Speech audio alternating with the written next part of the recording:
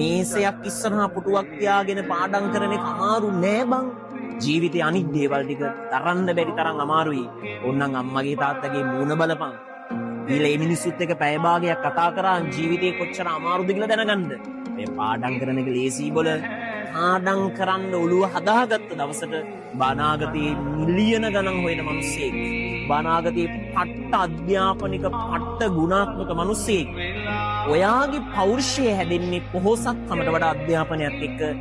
ඒකට ඔයා අද පුටුවේ ඉඳගෙන පාඩම් කරන හැම තප්පරයක්ම හැම විනාඩියක්ම බලපන්.